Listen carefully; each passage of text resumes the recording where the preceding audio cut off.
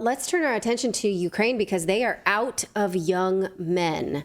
Where they all go, they sent them all off to war to die needlessly when they could have lived and we could have had a peace agreement over a year and a half ago. Ukraine has sacrificed an entire generation of young men so that President Zelensky could sell a war to the world. And now Time magazine is reporting that the average age of a soldier in Ukraine is 43. That's outrageous to think about how they're gone. This is the Time magazine article we talked about a couple weeks ago. We're going to talk a little bit more about it. But think about that. They've used up all of their young men. Now, we've been saying this for months, and we've been called Russian apologists. Now, Time magazine is saying this. Are they Russian apologists for looking at the fact that these men are needlessly dying for a war? Now, having sacrificed a whole generation, it seems like Ukraine is being thrown under the bus of the Western media, or rather dragged under the bus that is the U.S. war machine, and just doesn't seem to have a use for this war any longer. How do we know this? Well, here's one clue. The Time magazine cover that came out just about 2 weeks ago says, "Nobody believes in our victory like I do." Nobody. I think he meant that as like an inspiring quote, but instead it made him look like a delusional idiot. Now the Washington Post this weekend shows just how far they're willing to go to throw Ukraine under the bus with this hit piece, where they published a claim saying they had studied and found that the Nord Stream 2 pipeline sabotage that happened last September was done by Ukraine. Interesting. Here's the headline. Now, they even name names. They say that it was a man named Roman Chervinsky. I'm not going to show you his picture for a second because you got to wait for it. This is good. They say this guy was the lead on the Nord Stream pipeline destruction, and that he had deep ties to the Ukrainian military and worked as a special ops forces to lead a team of 6 special ops men. Okay, so picture this in your mind, because this is literally how Jason Bourne movies begin, right? Opening scene is that he has gone on this deep sea diving operation to kill off this head of state, right? Do you remember this movie? Yeah, he's in a boat going off to kill off. Right. So if you know what it takes to this is the archetype of someone who can pull off special ops, deep sea diving. This is who the Washington Post wants us to think pulled this off. This guy is the Jason Bourne of Ukraine. So this, forgive me. Like he wants to sell me a watch. He wants to sell me a knockoff watch in a pawn shop. That's like in a bodega or something. No, Philip. Yeah, he is Jason Bourne, Ukrainian style. He looks like Boris Karloff, doesn't he? Like who? Boris Karloff, the famous, Yeah, the old actor. Dracula, or what's his name, who played Boris Karloff in the Ed Wood movie. Like he looks like a bit. Yeah. Now, I don't like to judge a book by its cover, but this guy is, forgive me, a bit gaunt and skinny. He led a 6-person special ops team to sabotage a major Russian gas pipe for Ukraine, which has no navy. Now, he's a convenient scapegoat because he is currently in prison, according to the Post. He has been in prison for this scheme that happened in June of 2022. So just 2 months before the Nord Stream pipeline, he was up to this, according to Ukraine. He's being held on charges that he abused his power stemming from a plot to lure Russian pilots to defect to Ukraine in July of 2022. And they arrested him just this April. Now, okay, if you're pulling off this Jason Bourne Nord Stream pipeline... Bela Lugosi look. Sorry, it's Bela Lugosi. Thanks, Grim. Okay. If you're pulling off, if you're planning to pull off the Nord Stream pipeline, do you think you're maybe a little busy in the running up months to that? Or can you also be doing this plot that he was up to in July? Is that a fly by the seat of your pants kind of project? You would think you would. When you're that close to Jason Bourne, I mean, that guy is basically Jason Bourne. I mean, look at him. When you're that close, you don't need planning to pull off something like that. You don't think that guy needed training? Okay, it's go time. No, yeah. look at the guy. Look at the guy. I mean, you don't need. Let's leave him on the screen for a little longer. Like Russians, why do they pick these patsies to be these Oswald? Like they're just little skinny guys. Yeah, like they just make good patsies. I mean, I love that. That's like Jason Statham is playing Jason Bourne. That's what I see there when I look at that. Diego in our chat says, LOL, that dude is like 102 years old. Wet. Yeah. Wet. Hey, but I will say this.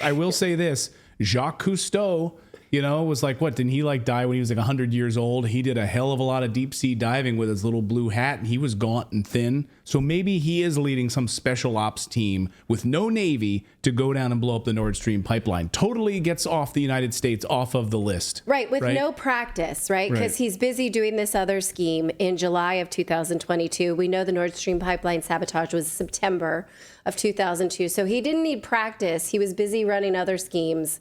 And then okay, I'm ready. Now I'm going to go, blow up some major gas pipeline, transatlantic. Okay. It's not transatlantic, But I love that this Washington Post piece is like, the United States caught wind of it, but they thought then the plan had fallen apart. Like the U.S., which actively talked about blowing up the Nord Stream pipeline. President Biden at the podium talked about getting rid of the Nord Stream pipeline. Right. So too did Victoria Nuland. Like, we know this was their plan. And so the Washington Post says, the U.S. heard about this plan, but they didn't kind of believe it, and they thought it fell by the wayside. They thought it had fallen through, so they didn't worry about it. Just like the October 7th attacks on Israel. Like, they maybe thought that it maybe could happen, but we just let that one slide and fell off the radar, I guess. Yeah, now, earlier this year, Zelensky had said that Ukraine did not blow up the Nord Stream pipeline. And he said that nothing like this would ever happen without him knowing. This was from a report earlier in this summer. But the Post report says that this so-called sabotage was approved by senior Ukrainian officials who reported to General Zelenskyy, Ukrainian's highest-ranking military officer. So either they're calling Zelensky a liar or saying he's incompetent and doesn't know what his Army and Navy and Special Ops is up to. And again, Clayton's right. The Post doesn't mention any U.S. involvement, even though we have credible reporting from Seymour Hersh that the United States Navy was involved with Norway. And actually, even though our Navy, has some pretty tough dudes, they had to practice. And they were practicing, according to Seymour Hersh, all summer. But they obviously didn't have this Ukrainian Jason Bourne. They don't need to practice, right? No, our Navy, according to Seymour Hersh, did need to practice. Yeah. The U.S. Navy, who actually pulled this off, the United States and Norway, who actually blew up the Nord Stream pipeline, had to practice this, and they practiced it for a long time. He had but this guy, Jacques Cousteau, doesn't need to practice at all. Like, he's just so good at what he does. Yeah. That, he's like, do you sometimes wake up and you're like, I think I'm going to go do this? I've got a special set of skills. And I'm going to come for you, and I will find you. Right. Like, he's that good. Even the plot of Jason Bourne, I'm sorry to keep going back to Jason Bourne, is just too good, is like he unfolds, like, how did I rent this boat? How did I get this scuba gear? How did I, he finds all the stuff. Even Jason Bourne had to prep for something like this. He couldn't be up to some kind of shenanigans in Ukraine in July of 2022 and then major sabotage.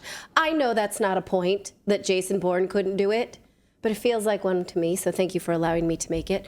Now, again, this report is hard to believe, and it's bad for the media darling that is Zelensky. Now there are reports that he may be ousted for his refusal to negotiate a peace deal with Russia, a peace deal that the U.S. and the U.K. and NATO countries actively sabotaged in March and April of 2022, meaning the war could have been a matter of weeks, but now we have it for over a year, about a year and a half. And here is a former Ukrainian presidential advisor saying she thinks that this hard line by Zelensky not to negotiate peace will cost him the job, and that he'll be ousted by his own government that may start thinking that peace is a good idea. Ukrainian officials might start thinking, maybe there was something to this peace idea. Why? Because look at this. This is from footage from a cemetery in Kharkov. Yeah. It's terrible. This is a new cemetery, by the way.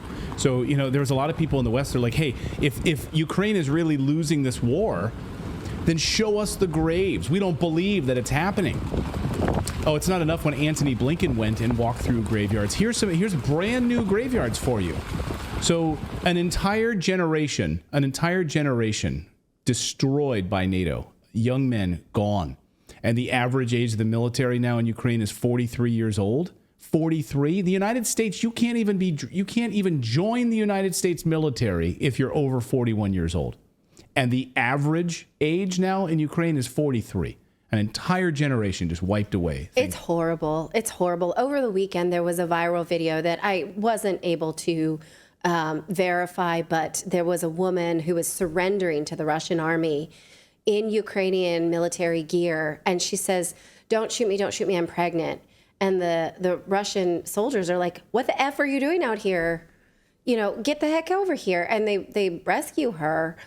So we don't know that that's true. These are viral videos at this point. But if it's got to this point where they're now using pregnant women and elderly men, I mean, 43 is not elderly. I'm 45. But older men past a military age, you know, obviously what we've been saying all along is that the West wants to drag this war out to the last Ukrainian is true. And it needs to have stopped over a year and a half ago. Now, the truth about this war, that the people in the Donbass have been being terrorized by Ukraine for over 10 years, and that those people asked Russia to protect them and then voted to join Russia, that is something that is now being said in public. So we have been called Russian stooges for it. Having never been to Russia, we read no Russian, but that's what we're called because we're saying something that's inconvenient.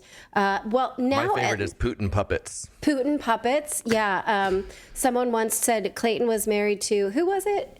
The Dmitry Peskov, yeah. They said it was, yeah. That was Clayton's husband. That's weird. Yeah. Clayton is married to me. Yeah. Not that guy. So yeah, we've taken all kinds of crap for saying this for a long time because we're reading. That's it. And we don't like war narratives. But at least now that's being said in public by very few people, but on a mainstream stage. I don't know if you caught this, but last week, presidential candidate Vivek Ramaswamy said this truth about this war at the Republican debates, mostly to war lover Nikki Haley. She loves war. She loves it. She loves war like Chanel suits. Yeah. I don't know who is falling for that war rhetoric, but I saw a tweet this weekend. It was like, someone needs to take her phone because all she wants to do is get on Twitter and go after a new war every single day. If you support her, please tell me why. Do you love war too? I would like to know. Anyway, this is what he said to her and in response to the war in Ukraine. And he also said it to the press, which has been absolutely complicit in these war lies. Watch. Mr. Ramaswamy, are you persuaded by President Zelensky's urgent new plea? Where do you stand on more funding? I'm absolutely unpersuaded. And I'm actually enjoying watching the Ukraine hawks quietly, delicately tiptoe back from their position as this thing has unwound into a disaster. The first half of this race, I was the only person standing for it. Now they're actually quietly coming around to being more cautious as they should. Level with the American people here. Ukraine is not a paragon of democracy. This is a country that has banned 11 opposition parties. It has consolidated all media into one state TV media arm. That's not democratic. It has threatened not to hold elections this year unless the U.S. forks over more money. That is not democratic. It has celebrated a Nazi in its ranks, the comedian in cargo pants, a man called Zelenskyy, doing it in their own ranks. That is not democratic. More facts for you that you won't hear from the mainstream in either party or the mainstream media. The regions of Ukraine that are occupied by Russia right now in the Donbass, Luhansk, Donetsk. These are Russian-speaking regions that have not even been part of Ukraine since 2014, that other people probably couldn't name those provinces for you. Those are the hard facts. And so to frame this as some kind of battle between good versus evil, don't buy it. And I'd like the likes of the sharpest of the war hawks on Ukraine, Nikki Haley, to have some accountability and answer. Do you want to use U.S. taxpayer money to fund the banning of Christians? That is actually what's happening. They're using the Ukrainian Orthodox Church. They have banned them. The Ukrainian parliament just did this last week, supported by our dollars. And I think you owe it to the American people, Nikki, to at least this one time at least condemn. Thank you. That's time. At least to Mr. condemn Ramaswamy, their thank banning you. of Christians. Mr. Ramaswamy, thank you. Mr. Ramaswamy, thank you. All right. So they cut his mic, but he got a lot in there. I was thoroughly impressed with that, actually, because those are the things we've been saying for a really long time, not because we want them to be true, but because they are true. That's why Tucker, it was one of the reasons Tucker was fired. You know, like, you can't say that stuff on mainstream television. You can say it here on Redacted. We've been saying it since the beginning of the war, but you can't say, and we, by the way, we've been banned multiple times and blocked multiple times here on the show. So, you know, and YouTube has taken us off and so forth. So you can't say this on mainstream media. Like NBC was like, oh my God, hit the panic button. Her face when he's like, this, you want to support a country that's banning Christians? And she's like, yes, I do. Yes, I want that. She's like, I know it's inconvenient. She's like, it's fine that, you know, that's fine that there's thousands of Christians in Gaza that are being killed as well. Like, shh, don't talk about it. You're not allowed to talk about it. We have to just pretend that that doesn't happen, that Christians are fine. No, they're being killed. They're being killed and they're being marginalized and they're being banned all over the place. And we can't talk about it. It's inconvenient for the mainstream media to talk about it. Go ahead, David. I just wanted to say I love when he called her Cheney in heels.